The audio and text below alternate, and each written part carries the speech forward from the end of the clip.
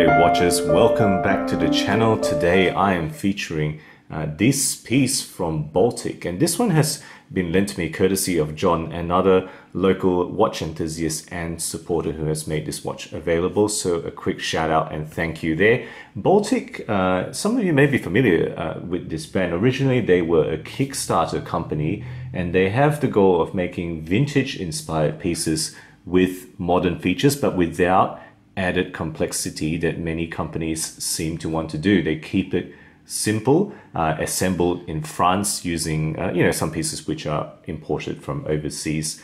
The original model, the IMS, was quite popular. That was the Kickstarter model, and then they released a bicompax chronograph which has been extremely popular. This, I think, is their third model that I have here in hand. So let's just get this open and show you the packaging. So nice kind of, sea motif, ocean water motif there. And that's the box inside. And there is just a manual. And this is pleasingly simple. That's just Baltic, and that's the model there. Very straightforward instructions, nothing more you need to know about a three-hander movement like this really. And then it tells you about the dive bezel and then about removing the quick release bracelet. And then the last page just has some information about cleaning and the guarantee, and that's it, nice and simple. Okay, now this is the inner package. So the faux leather, nice printing there, made of, I think, going to be some sort of thick card or maybe MDF inside. All right, but it does have steel hinges, which is a nice thing. And there we go. That's the packaging there. Baltic Aquascaphe at the top as well. All right, so let's just remove it out of the cushion, out of the packaging, and show you the watch closely. So guys, this is, as you saw on the package, the Baltic Aquascaphe, and this is in blue gilt.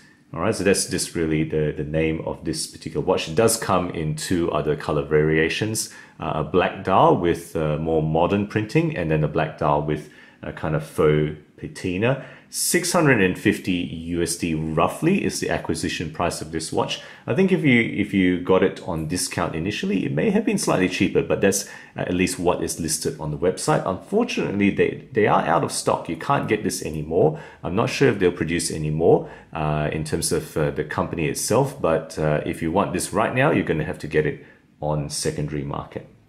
Okay, let's discuss the movement in here. So the movement in this particular watch is a Miyota. It is a 9000 series movement, which means it's high beat, 2800 beat per hour, but it's not a 9015, it's a 9039, which is effectively the same movement without a date complication. All the specs down the left-hand side here. Rated accuracy, as you can see there. In this one, it's actually pretty well regulated, plus 7 seconds per day in the week and a half that I have had this running. So, it's pretty good. I'm very happy with plus 7 seconds per day in any watch that I have, unless it's of course supposed to be more accurate, like a chronometer. Okay, let's move on to the case. And immediately you might notice that this has a lot of vintage inspiration. So 38 millimeters is this case size. Now that's the case itself. As you might notice, if I show you the side profile, the bezel is actually wider than the case. So the bezel, if you measure that, is 39.5 wide. The case itself is 38 millimeters, 3160 steel. The thickness is pretty pleasing at 13 millimeters, and the lug width is 20 millimeters. And I'll just point out that these are drilled lugs, so a nice kind of callback there to many vintage designs having that. Lug to lug distance between my thumbs is 47 millimeter. And on this bracelet, it does come in a rubber strap version, but on the bracelet, this is 126 gram with about 3 links that I have removed. So, not too heavy. It's actually quite comfortable on the wrist with that kind of weight. Okay, moving on to the finishing there. So the finishing on the top of the lugged surfaces is a circular brushing. This transitions to longitudinal brushing on the side surface there. Not a lot of polished surfaces, just a few touches here and there. And then the bottom surface of the lug and the case is actually, again, circular brushing, including that case back there. Hopefully I can demonstrate some of the details that come through on that edge case back, right? Including that diver motif, that dive the person in scuba gear there in the middle there. Just to point out, the side of the case back is one of the few polished surfaces in this entire watch.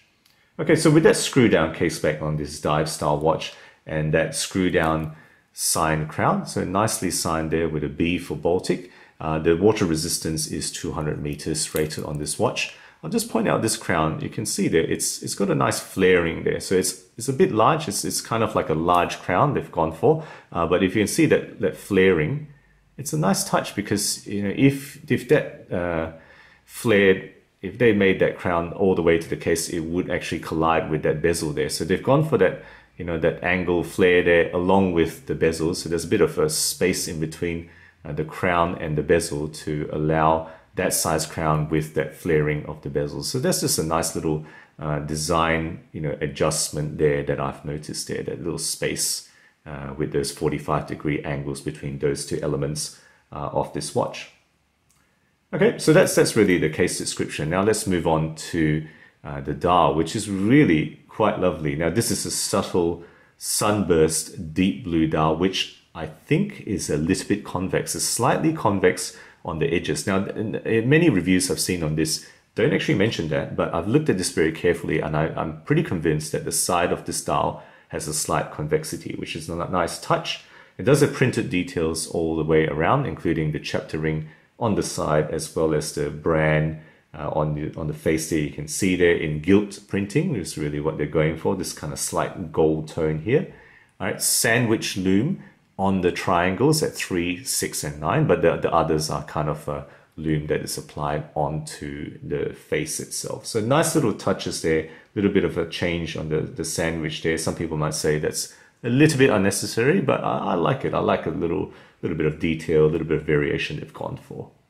The hands are polished baton style hands. Okay, that's really what they are, with a lollipop seconds, a nice little counterbalance circle as well. Loom on all the usual spots, including all 3 hands, as well as all around the bezel. And of course, I will put a loom shot right here for you guys to appreciate how it looks like in the dial. All right, surrounding the dial is a 120 click unidirectional loomed bezel with sapphire insert. That's really what that insert is. Let me just let you hear it. Okay, so you can see you can hear that, you know, 120 clicks all the way around. Pretty good, slight play, right? Not completely perfect. There is slight play there, but you know, it's pretty good in terms of the overall feel. Nice and fairly solid. You know, it's not an Omega, but you know, it doesn't have to be at this price, I think. All right, so that's really the bezel. On top of that, you can appreciate a very nice dome. Now, they say it's double dome, but because it's such a high dome, there is some distortion that you appreciate at extreme angles. And it's really quite characterful. It's not, you know, it's not anti-reflective coated, I don't think, you know, looking at the behavior, but it's somehow it's charming, you know, that's not annoying because the hands are legible, and despite the reflectivity, I don't mind it. It kind of adds character in some way here. All right, let's move on to the bracelet. The bracelet here is 7-piece per link beads of rice. So 5 beads of rice in the middle, and then kind of brushed elements at the side. The beads of rice itself, as you can see, are polished elements here. Okay, so and they are 7-piece per link. I'll show you the back side there. You can see they are all independent. If you remove it, you'll see it is actually 7 independent pieces per link. It does have push pins, so they're not screw links with this thin bracelet here. It does have solid endings with those quick release spring bar points that you can see there. So you can actually just open that with your hand. You don't need any additional tools or pins, even though they did provide those drill lugs there.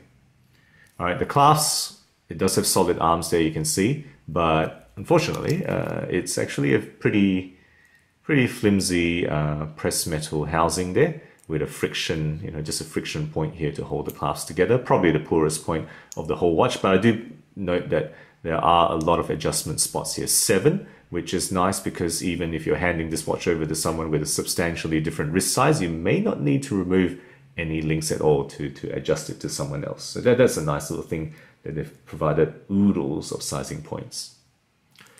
Okay, so that's really the description of the entire watch. Let me just put it on for the wrist shot for you guys, and there we go. Very pleasing 38mm case size on my 17cm wrist. It is actually very nicely sized for a wrist that's not that large for me. Remember, 47mm lug to lug. It fits, absolutely fine. I think it's a very nice vintage piece, which will suit, almost any men's wrists, I think. Okay, so let's talk about what I've loved about this. Look, I think this is a really lovely vintage style piece with lots of thoughtfulness. I think it's evident that they've thought about the elements a lot, that in terms of what they've built into this ensemble of features. So one thing is the sizing, including the use of the 9039, which is actually a thin movement. So they've achieved a certain thinness for this watch. 38mm sizing for the vintage cues, drilled lugs, which is a little bit of a callback, a high dome, which kind of reminds you of plexiglass or acrylic, but of course this isn't. This is actually proper sapphire, so it's going to be scratch resistant, and it's a no-date layout. All these choices are, I think, a credit to this watch. A well-executed blue gilt sunburst dial, I would say, with an interest in the sandwich points that they put in, and a very pretty bracelet with oodles of sizing points and lots of vintage character overall. A lot of positivity that I feel about this watch. Now, what are the cons? What are the weak points? I would say the main thing is the production value on the bracelet. It is not great.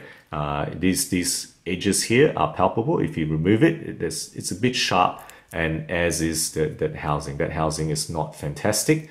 And in fact, I would say that some of these edges, when you're opening it, that's a little bit unrefined. It's a little bit, edgy there. I would say you feel that there's more refinement that could have been paid to the bracelet. But look, that's really the only weak point, along with the fact that it's a friction crafts with push pins at this price point. Some watches are offering screw links, so that's the thing you're going to be weighing up. And the other thing I'll say is that there's a bit of redundancy in the drilled lugs. I can appreciate why they put that in, because it's like a vintage callback, but they've gone for the quick release. So some people looking at this might go, why give both options? I think that to me, I think that's fine, because if you're using another strap without those quick release, that does allow you to change it very easily. So I don't mind that redundancy.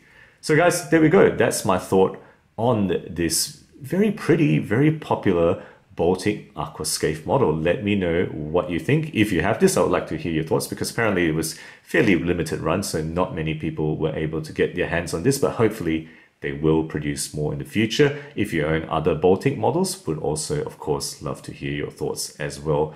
So there you go, guys, my review of this. If you enjoy my videos, do consider subscribing. I put out new content every week, always aiming to be objective and unbiased about all things horology. Thank you again for sticking with me, and as always, I'll catch you guys again next time.